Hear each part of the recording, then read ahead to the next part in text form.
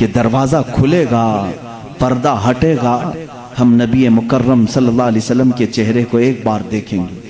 وہ صحابہ رات بھر اس حجرے کی طرف دیکھتے رہتے تھے۔ صبح کی اذان ہو جاتی تھی، صبح سے جو بیٹھتے ظہر تک پڑھتے ہوئے رہتے تھے کہ چہرہ انور کی زیارت جس کو وہ عبادت سمجھتے تھے۔ لیکن آج دروازہ کھلا اور صدیق اکبر رضی اللہ تعالیٰ عنہ جیسے ہی آ کر یہ اعلان فرماتے ہیں، گویا کہ صحابہ کے جسموں پر بجلی گر گئی، وہ جہاں تھے وہیں ساکت و جامد رہ گئے۔ ایسی پوزیشن کی تاریخ میں لکھی گئی ہے، مدینے والوں پر ایسی کبھی آفت نہیں آئی جس طرح وفات رسول کی غم کی خبر ان پر آئی تھی۔ صحابہ جہاں تھے وہیں کھڑے رہ گئے، کسی کو کچھ سمجھ میں نہیں آتا۔ حضرت عثمان غنی رضی اللہ تعالیٰ عنہ کا حال یہ تھا کہ وہ زمین پر ایسے بیٹھے رہ گئے کہ کوئی ان کو ہلاتا تو بھی نہیں ہلتے تھے، کبھی ان کو کوئی اٹھاتا تو نہیں اٹھتے تھے۔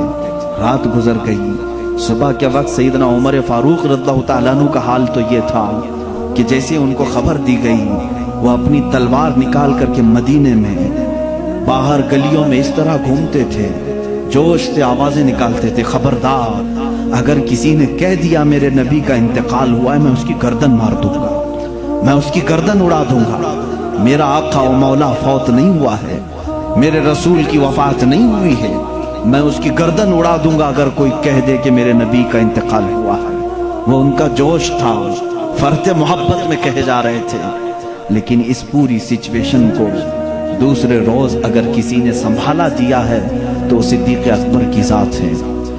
سیدنا ابو بکر صدیق رضی اللہ تعالیٰ عنہ نے سب کو جمع کیا مسجد نبوی شریف میں، صحابہ سے پوچھا کہ تم اب تک کس کی عبادت کرتے تھے، محمد صلی اللہ علیہ وسلم کی یا اللہ کی؟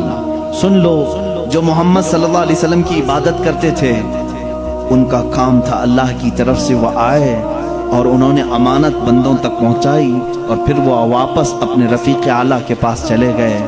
تو جو ان کی عبادت کرتا تھا وہ سمجھ لے کہ ان کا انتقال ہو چکا، اور جو اللہ کی عبادت کرتا تھا وہ سمجھ لے اللہ آج بھی زندہ ہے۔